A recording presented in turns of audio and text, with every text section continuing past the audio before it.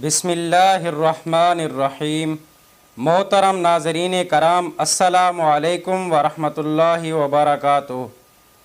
Programme on line سوال جواب کے سیشن میں ہم آپ کو خوش آمدید کہتے ہیں اور ہمارے ساتھ حضرت مولانا مفتی عبدالواحد قریشی صاحب موجود ہیں۔ آپ سے گزارش ہے کہ اس ویڈیو کو زیادہ سے زیادہ شیئر کریں تاکہ اور لوگ بھی مستفید ہو سکیں۔ آج کے اس سیشن میں ہم مفتی صاحب سے آپ کے سوالات کے جوابات جانیں گے۔ تو ناظرین چلتے ہیں اپنے سوالات کی طرف۔ تو ہمارے پاس سب سے پہلا سوال ہے، محمد عارف سندھ سے سوال کرتے ہیں، ایک غیر مقلد کہتا ہے کہ آپ دیوبند تعویذ کو جائز قرار دیتے ہیں، کیوں؟ برائے مہربانی رہنمائی فرما دیں۔ پوچھنے والے کا نام کیا ہے؟ محمد عارف۔ عارف بھائی، آپ غیر مقلدوں کو نہ سنا کریں نا، آپ اہل حق کو سنا کریں، آپ کو بات سیدھی سمجھ آ جائے گی۔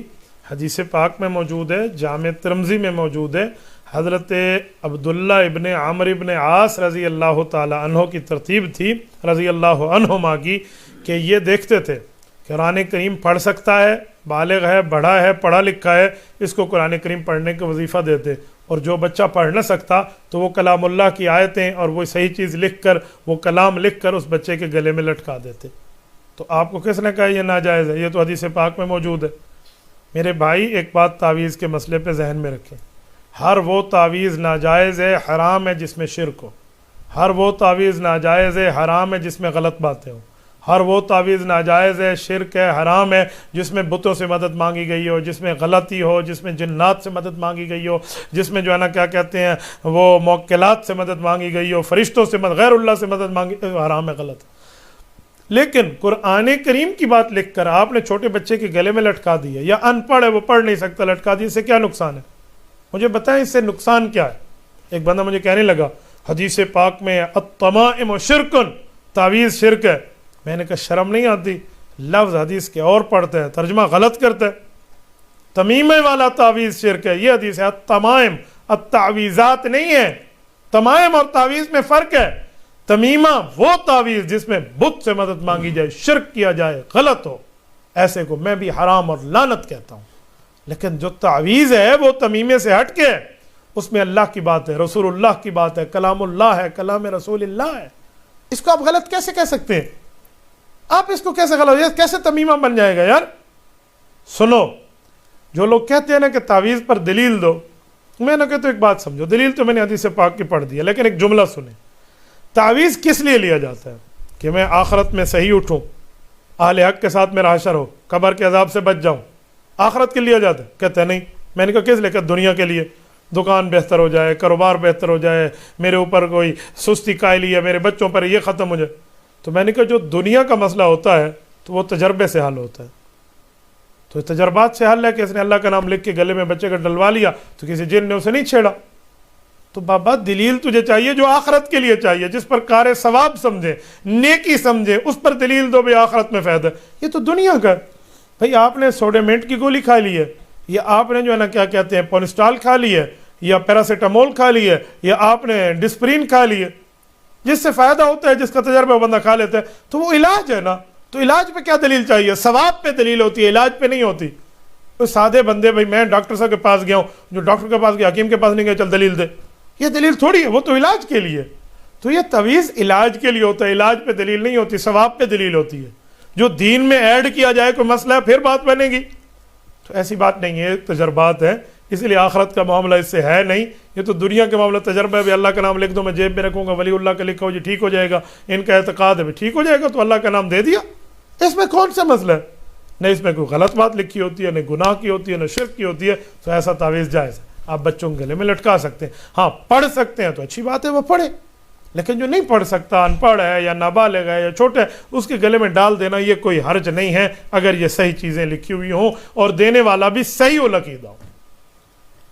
محمد بلال پوچھتے ہیں، مشرک یا ہندو کے ساتھ کھانا کھانا کیسا ہے جبکہ وہ آپ کا قریبی ہو؟ رہنمائی فرما دیں۔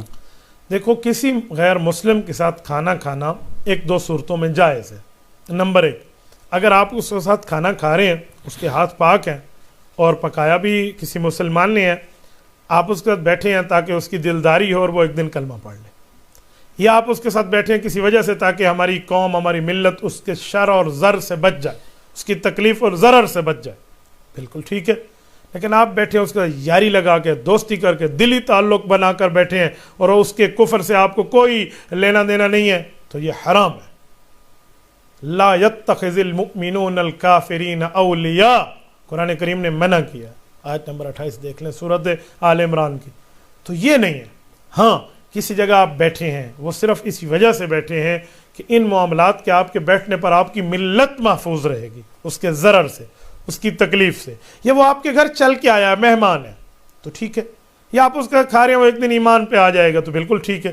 لیکن ایک حربی کافر ہے، جنگی کافر ہے، اور وہ دشمن ہے آپ کا، اور وہ ملک و ملت کا دشمن اور حربی ہے، اس کے ساتھ دلی تعلق یہ کبھی بھی جائز نہیں ہے، بالکل ناجائز ہے. اس سے بچنا چاہیے. اس لیے ان دو باتوں کا فرق ہو گیا. فرق کو دیکھ کر آپ آگے چلیں. کہتے ہیں اگر فرق کے مراتب نہ کنی زندگی کی، اگر فرق کے مراتب نہ ہونا تو پھر زندگی کا بن جائے گا. اسلام وہ ہے جو مرتبوں کو دیکھ کر، معاملات کو دیکھ کر چلتا ہے. اس کے ساتھ میں ایک جملہ کہوں. بعض اوقات کوئی اہل حق عالم دین، کوئی جید عالم دین، علماء کی قیادت کسی وجہ سے کسی غیر مسلم کے ساتھ بیٹھ جاتی ہے، وہ کھانے میں یا معاملات میں، تو آپ ان کے خلاف بک بک شروع کر دیں. یہ عالم ایسے ہو گئے. او خدا کے بندے، وہ عالم ہے، وہ عالم دین ہے، وہ قیادت کر رہا ہے امت کی، اس کے ہاتھ میں باغ ڈور ہے، باغ ڈور ہے اس کے ہاتھ میں، اسے پتہ ہے، وہ نفع نقصان کو جانتے ہیں. وہ سپیرا اگر سانپ کے ساتھ بیٹھ گیا تکلیف نہیں ہے، تو بیٹھے گا تو تکلیف ہے. تو اسی لیے اہل حق کی قیادت کوئی فیصلہ کر لے تو ان کو ان جیسے مسائل سے پوچھ کے ان کے خلاف تان و تشنیع کا بازار گرم کر دینا یہ کسی صورت جائز نہیں ہے. محمد ثاقب پوچھتے ہیں پرائز بانڈ لینا حلال ہے یا حرام؟ ثاقب بھائی، پرائز بانڈ کے اندر بہت سی چیزوں کی مفاسد اور غلطیاں موجود ہیں. یہ جوا بھی ہے اور اس میں سود بھی ہے، اس میں ضرر بھی ہے، اس میں حرام بھی ہے. بہت سی اس میں تفصیل موجود ہے، تفصیلی فتاوے اس پہ چھپ چکے ہیں، آپ دیکھ لینا. تو اسی لیے ان طور پہ پرائز بانڈ کو رکھنا غلط ہے، حرام ہے، ناجائز ہے. اس سے حاصل شدہ کمائی کسی صورت حلال نہیں ہے. قرآن کریم نے منع کیا ہے، انما الخمر والمیسر والانصاب والازلام رجس من عمل الشیطان فاجتنبوہ. اس میں اللہ نے جوئے سے منع کیا، شراب سے منع کیا. تو جوئے سے قرآن نے منع کیا، اور پرائز بانڈ کی بعض صورتیں جوا ہیں. اور سود کے لیے قرآن کریم میں باقاعدہ موجود ہے، فَأْذَنُوا بِحَرْبٍ مِّنَ اللَّهِ وَرَسُولِهِ. سود نہیں چھوڑتے تو اللہ کے رسول کے خلاف اعلان جنگ کر دو. کیوں؟ حرم اللہ پاک کے لیے قرآن کریم کہتا ہے کہ اللہ نے احل اللہ البیع وحرم الربا، اللہ نے کاروبار کو حلال اور سود کو حرام کیا. تو اس میں بعض چیزیں سود بھی ہیں، اور قرضے پہ نفع ملتا ہے. اور حدیث پاک میں کل قرض جر نفع فهو ربا، ہر وہ قرضہ جو آپ کو فائدہ دے رہا ہے وہ تو ربا ہے اور سود ہے، اس سے بچیں. تو احادیث کے مطابق، آیات کے مطابق، شریعت کے فقہا کے فتاوی کے مطابق یہ موجودہ پرائز بانڈ جو مروج ہیں یہ سود بھی ہیں اور یہ قمار بھی ہیں اور یہ جوا بھی ہیں. اس سے بچنا ہر صورت بندے کو 100% اس سے بچنا چاہیے، بہت ضروری ہے. محمد شعیب پوچھتے ہیں کیا کھڑے ہو کر پانی پی سکتے ہیں؟ شعیب بیٹا، کھڑے ہو کر پانی پینے کی عادت بنانا غلط ہے. رسول اللہ صلی اللہ علیہ وسلم کی عادت مبارکہ بیٹھ کر پانی پینے کی ہے. لیکن کسی موقع پہ کھڑے ہو کر آپ نے پانی نوش فرمایا ہے، اس کی وجوہات ہیں. یا تو نیچے جگہ اتنی گیلی ہے کہ آپ بیٹھیں گے آپ کے کپڑے اس گیلی جگہ سے ملوث ہو جائیں گے، تلویث ہو جائے گی. آپ اس سے بچنے کے لیے کھڑے ہو کے پی رہے ہیں، ادھر ادھر کوئی اور جگہ بھی نہیں ہے تو جائز ہے. ایسے موقع پر کوئی فتویٰ بھی نہیں ہے. بعض علماء نے آب زمزم کو بھی کھڑے ہونے کی پینے کی وجہ بتائی ہے کہ کعبے کی عظمت کی وجہ سے اس کو کھڑے ہو کے پیتے. اور بعض کہتے نہیں، اصل میں بیٹھنا ہے. حضور علیہ السلام نے جو وہاں کھڑے ہو کر نوش فرمایا تھا اس کی وجہ یہ تھی کہ کنویں کی منڈھیر کے ساتھ جگہ بالکل کیچڑ والی تھی تو کپڑے خراب ہوتے تھے، جس کی کئی وجہ. تو عادت کسی صورت کھڑے ہو کر کھانے پینے کی نہیں بنانی چاہیے. بیٹھ کے کھانا کھائیں اور بیٹھ کے آپ جو ہے نا کیا کہتے ہیں پانی پئیں، یہ آپ کی عادت ہونی چاہیے. کسی موقع بندے نے کھڑا ہو کے پی لیا تو اعتراضات اور جوابات نہیں ہونے چاہیے، اس کی کوئی وجہ ہوتی ہے. اور اس کے ساتھ میں ایک جملہ کہوں، آج کل ایک عجیب روش چل پڑی ہے. کھڑے ہو کر کھانا کھانے کو اچھا کہا جاتا ہے. یہ مغربیت سے، مرعوبیت کی نشانی ہے کہ ہم اہل ویسٹ سے، اہل مغرب سے، یورپیوں سے ہم متاثر ہو گئے ہیں، امریکیوں سے ہم متاثر ہو گئے ہیں، یہود اور نصارہ کا تمدن ہم میں آ گیا. جی نہیں، ہمیں تو بعض لوگوں کو میرے جو کھبے ہاتھ لڑ پانی چاہ گئے، پھٹے تیرا منہ جناب جو الٹے ہاتھ سے बाएं हाथ से जानबूझ के, हालांकि दाएं हाथ मौजूद है, पानी पीने के लिए बैठे हुए हैं, तो यह तरतीब नहीं है। रसूलुल्लाह सल्लल्लाहु अलैहि वसल्लम दाएं हाथ की तरतीब, काफरों की जो है ना क्या कहते हैं और दुश्मनों की उस चीज़ को उठाकर आपने ये काम करना। हाँ, एक बंदे का दायां हाथ में तकलीफ है, वो बाएं हाथ इस्तेमाल कर सकता है, नहीं माना, लेकिन यद यमीन को तो एक बहुत बड़ी वैल्यू और हैसियत है। तो इसलिए इन मामलात को देखें। ऐसे ही पानी पीने को लोग खड़े होने में बड़ी अच्छी चीज़ समझते हैं, ये अच्छी चीज़ नहीं है, ये बुरी चीज़ है, आदत न बने। कभी कभार अगर हो गया तो उसको ये ना समझें। इस तरह खड़े होकर पेशाब करने की लोगों ने आदतें बनाई हुई हैं, खड़े होकर पेशाब करने की भी कोई शरीयत में सबूत नहीं है।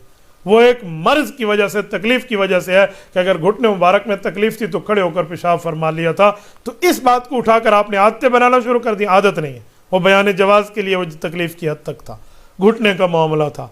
तो इस चीज़ के मद्देनज़र रख के आप देखें। मैं बाज़ औक़ात शादियों में एक जगह गया, तो अक्सर तो आजकल मैं नहीं जाता क्योंकि ये मिक्स गैदरिंग और ये वो और म्यूज़िक इनसे मैं बचता हूँ। मैं गया तो खड़े होकर खाना खा रहे थे, तो मैंने इन्हें कहा कि आप लोगों तक ये हुज़ूर पाक अलैहिस्सलाम की खबर नहीं पहुंची कि बैठ के खाना खाना सुन्नत रसूल है।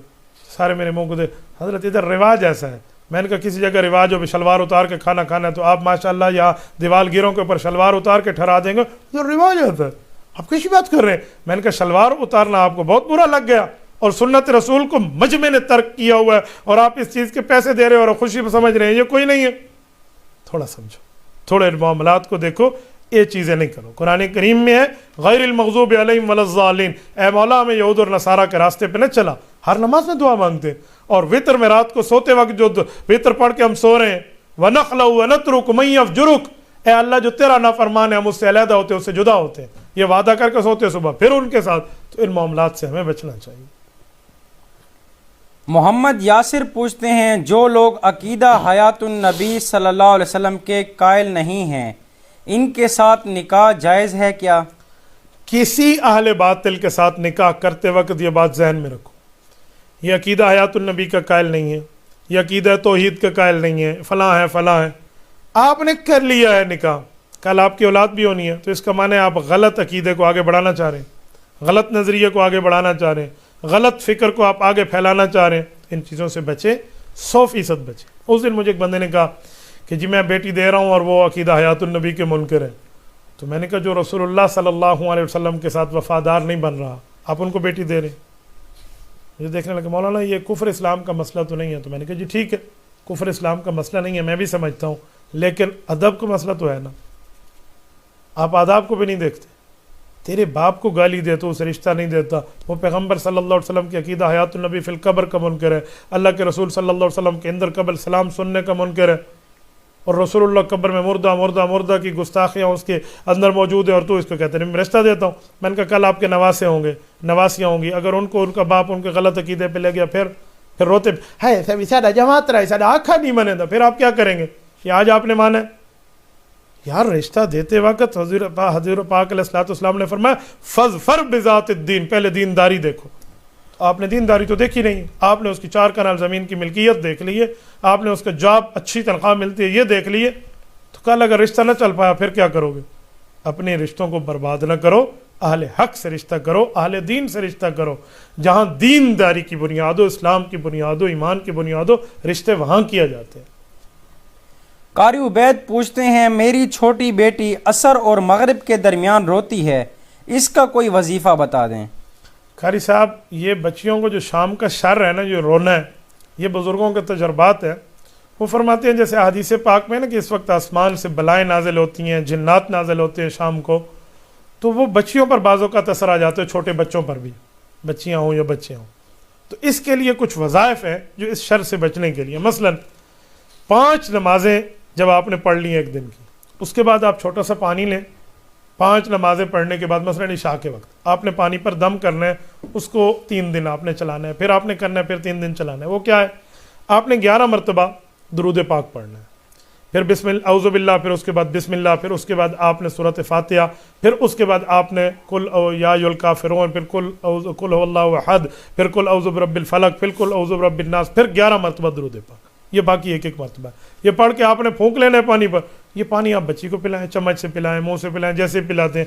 इंशाअल्लाह ताला इस तिलावत की बरकत से, इस दुरूद पाक की बरकत से, इस कुरान करीम की बरकत से یہ شر سے وہ دو چار نہیں ہوگی, وہ بچ جائے گی. تو یہ شر کا معاملہ چلتا ہے, تو اس کے لیے بہتر ہے کہ آپ دین کی طرف آئیں, عقائد کو دیکھیں, اسلام کو دیکھیں, ایمان کو دیکھیں, قرآن کو دیکھیں. تو آپ یہ وظیفہ پڑھیں گے انشاءاللہ تعالیٰ بچی نہیں روئے گی. لیکن نمازوں کی پابندی کے ساتھ اگر والد یہ کر لے بہت اچھا ہے, والد اس کے سر پہ نہیں ہے, چاچو کر لے, چاچو نہیں ہے ماموں کر لے, امی کر لے, کوئی بھی خاتون بھی کر سکتی ہے, لیکن یوں معاملہ ساتھ چلائیں تو انشاءاللہ تعالیٰ آپ کی نماز کی برکت سے اور آپ کی تلاوت کی برکت سے بچوں کو یہ شر سے دوچار نہیں ہونا پڑے گا. وسیم نظر پوچھتے ہیں, اگر شادی شدہ بندہ والد سے الگ رہنا چاہتا ہو جبکہ والد صاحب سخت مزاج ہوں اور وہ گالیاں بھی دیتے ہوں, اگر الگ ہو جائے تو گناہ تو نہیں ہوگا؟ بھائی وسیم, شادی کے بعد والدین سے علیحدہ ہونے کی جو بنیادیں آپ بتا رہے ہیں یہ علیحدہ کی بنیادیں نہیں ہیں. باپ غصے میں ہے, بوڑھا ہے, دو باتیں الٹے اوپر کر دیتا ہے, تو اس کا کیا معنی ہے آج وہ گالیاں دیتے میں سے چھوڑ دو؟ آپ اس کے قریب رہ کے اس کی اصلاح کی فکر کریں, ابو کو سمجھائیں, ابو کو بتائیں, عرض کریں, ترغیب دیں. آپ حکمن تو نہیں کر سکتے. یہ وہی بات ہے, ایک بار بوڑھے باپ نے جوان بیٹے سے پوچھا, بیٹا یہ درخت پر کیا بیٹھا ہے؟ اس نے کہا ابو کوا ہے. پھر پوچھا کہ جی کوا ہے. پھر پوچھا کہ جی کوا ہے. چوتھی بار پوچھا ابو آپ پاگل ہیں, کوا ہے. اس نے کہا بیٹا جا وہ ذرا کاپی اٹھا لا. کیا کر رہے ہیں؟ وہ اٹھا لا, وہ جو میری پرانی ڈائری ہے وہ اٹھا کے لایا. اس نے 4 صفحے نکالے. اس نے کہا دیکھا کہ کیا لکھا ہے؟ جی کیا لکھا ہے؟ کہا آج سے 15 سال پہلے 20 سال پہلے جب تو چھوٹا تھا تیرے بچپن کا ایک واقعہ لکھا ہوا ہے کہ آج میرے بیٹے نے مجھ سے 12 مرتبہ پوچھا ہے ابو یہ کیا ہے. میں نے اسے کہا کوا ہے. مجھے بہت خوشی ہوئی کہ میرا بیٹا بولنا سیکھ گیا, سمجھنا سیکھ گیا. اور آج میں نے 4 بار پوچھ لیا تو غصہ ہو گیا. یہ دیکھ میں خوش ہوتا تھا تو بولتا تھا. بیٹے کی آنکھوں میں آنسو آ گئے. تو آج جب باپ ماں بوڑھے ہو گئے ہیں, بلڈ پریشر ان کا ہائی ہو گیا ہے, ان کو تکلیفوں سے واسطہ ہے, تو چھوڑ کے چلا جا. میرا باپ مجھے گالی دیتا ہے. یار اگر 2 جملے باپ نے کہہ بھی دیے ہیں تو کیا ہو گیا؟ تو چپ ہو جانا, آپ چپ ہو جائیں. میں تو ان بہوؤں پہ حیران ہوں جو لڑکی بیاہ ہو کے گھر آتی ہے نا, ابھی پالتی سے اور اس نے اپنی ڈولی سے پاؤں نیچے نہیں اتارا اور پہلے سوچا ہے ماں سے اپنے خاوند کو جدا کیسے کروں گی. یہ کیا بات ہے یار, یہ کیا معاملہ ہے؟ ایک خاتون مجھے کہنے لگی حکمن اور قضاءن اور دینن میرے اوپر ساس سسر کی خدمت واجب نہیں ہے. میں نے کہا جی ٹھیک ہے, لیکن اخلاقاً ہے. چپ ہو گئے. میں نے کہا آپ کو حکمن اور قضاءن اور دینن اور اسلامن یاد ہے, کوئی چیز اخلاقاً بھی ہوتی ہے وہ پتہ ہے؟